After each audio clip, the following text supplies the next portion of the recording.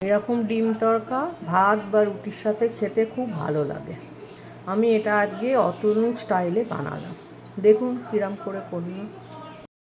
আজ আমি বানাবো অতনু টাইপের এগ তড়কা।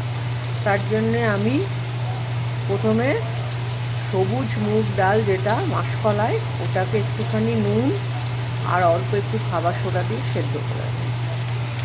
এবার কড়াইয়ে আমি তেল দিয়ে তাতে রসুন কুচি, আদা কুচি, কাঁচা লঙ্কা কুচি, পেঁয়াজ কুচি আর টমেটো কুচি দিয়ে দিয়েছি। এবার এটাকে ভালো করে কষিয়ে নিয়ে কিছু গুঁড়ো মশলা দিয়েছি।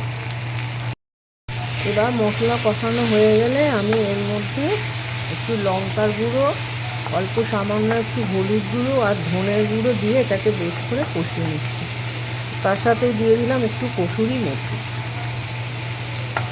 কষানো হয়ে গেলে এর মধ্যে আমি একটা ডিম ফেটিয়ে দিয়ে দিই। একটা ডিম ফেটিয়ে দিয়ে ডিমটাকেও এই মশলার সাথে ভালো করে কষিয়ে নিই। যেহেতু আমি লবণ দিয়ে সেদ্ধ করেছি, সেই জন্যে লবণ আর আমি এর সাথে মেশালাম না। এবার ডিমটা দিয়ে একটু ভালো করে কষিয়ে নিয়ে এর সাথে আমি সেদ্ধ করা মাসকলাই বা মুগ ডাল ওইটাকে দিয়ে দিচ্ছি।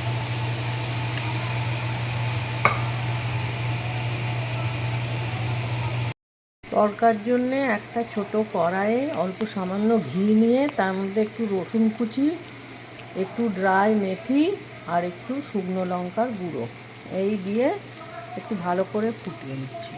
ফুটিয়ে নিয়ে এটা একটা সুন্দর গন্ধ বেরোলে এটা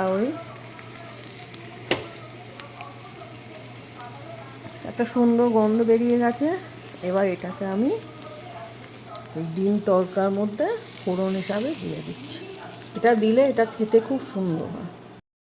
আমার অতনু স্টাইলের ডিম তড়কা একদম রেডি।